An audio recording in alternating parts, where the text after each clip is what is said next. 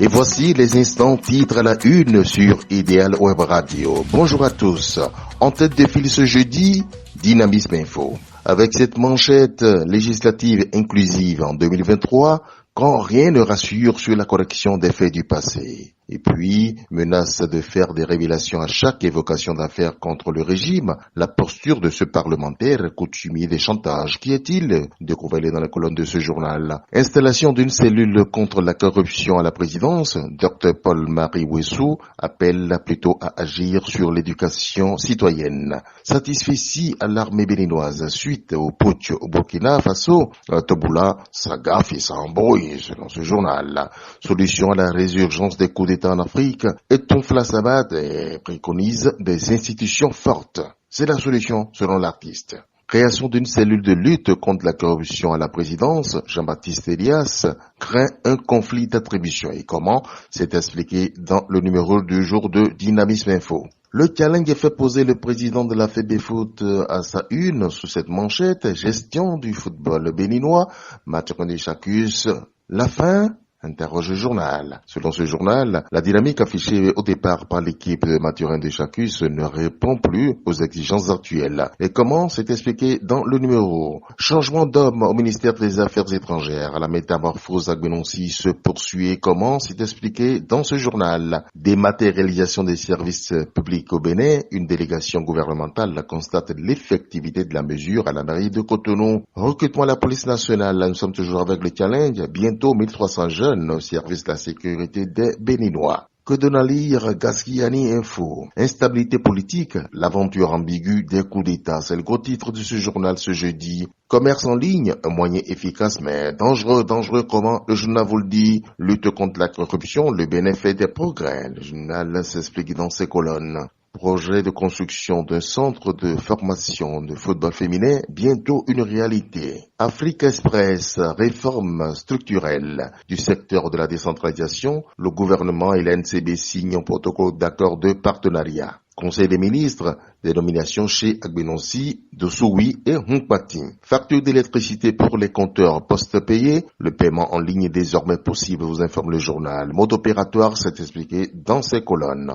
Recensement national de l'agriculture au Bénin, les résultats du module de base officiellement disponible. Kinikini sort ses crocs et donne à lire, Conseil des ministres, les grandes décisions prises ce mercredi. Et puis, renforcement de la sécurité à travers la bonne gestion des stocks d'armes, la commission de la CEDEAO accompagne les états-majors. Les bons détails là-dessus dans les colonnes de Kinikini. Santé des enfants, le vaccin MENA contre la méningite dans le programme élargi de vaccination de routine. Le matinal. Réforme structurelle de la décentralisation, les points d'accord entre l'exécutif et l'NCB. Une parfaite symbiose pour maximiser les chances de succès. Donne à lire ce journal. Douane béninoise, plus de 440 milliards de francs CFA de recettes en 2021.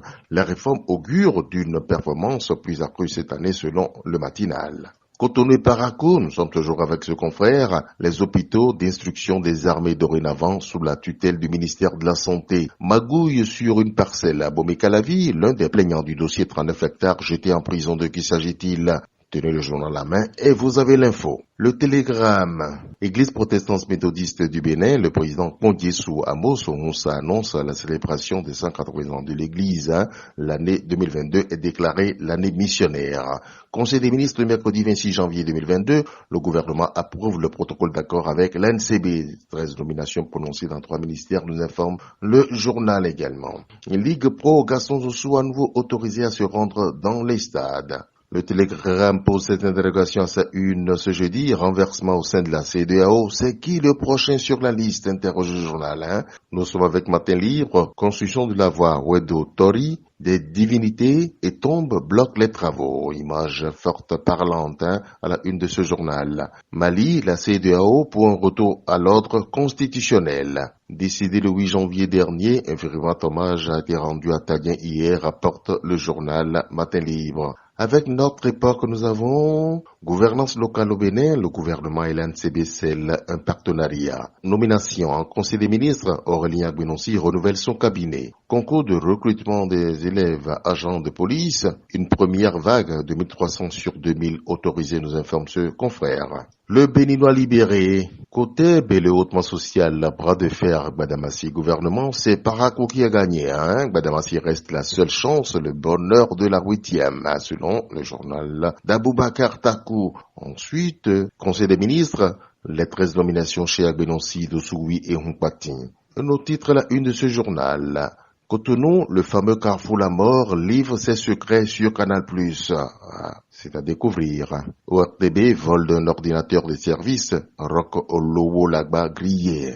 L'autre quotidien donne à lire en manchette mise en œuvre des réformes en matière de gouvernance locale, gouvernement et commune en parfaite communion. Gestion des affaires au sommet de l'État, les explications de Wilfried Rongbeyi à propos du hautement social. Nomination au cabinet du ministre Agbenonsi du nouveau souffle pour booster la diplomatie béninoise. Vie des entreprises au Bénin, la SBE lance officiellement le paiement en ligne des factures. La nation à présent, réforme du secteur de la décentralisation, l'accord gouvernement NCB approuvé. Classé 78e par Transparency International, un bon encourageant pour le Bénin. Nous sommes dans le domaine de la lutte contre la corruption. Ministère des Affaires étrangères et de la coopération, Aurélien Agbenonsi revigore son cabinet. Organisation mondiale de la santé, la réélection du DG Tedros proposée. Nouvelle expression, réforme structurelle du secteur de la décentralisation, un accord entre le gouvernement et l'ANCB. Prévention de l'extrémisme violent.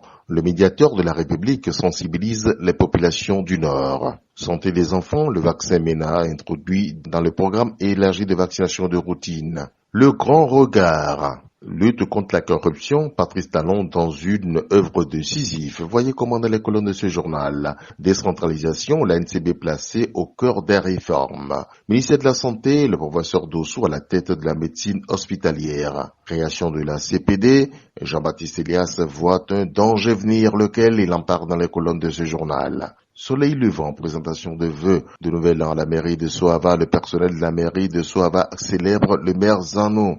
Route Kalavikota, Wedo, rond-point Haïtidi, le nouveau carrefour La Mort, le rond-point trop large et non électrifié cause des accidents la nuit, fait par le journal. L'Indépendant se positionne avec cette manchette. Recrutement de la première vague de 1300 élèves agents de police sur les 2000, tout sur les critères et étapes de ce concours. Indemnisation des anciens travailleurs de la COTEB, Nsoma Parakou, Rachid Gbadamassi et Patrice Talon en phase dans le hautement social. Les 4 vérités à présent, la première, c'est quoi? Consommation de l'énergie électrique au Bénin, le paiement en ligne des factures d'électricité pour les compteurs post et prépayés lancés. Appel à la réconciliation et la paix au Bénin, des acteurs de la société civile invitent Talon à pardonner les exilés et gracier des détenus. Recensement national de l'agriculture au Bénin, pari gagné pour le ministre Gaston Dossoui et le DS Alexandre Biao.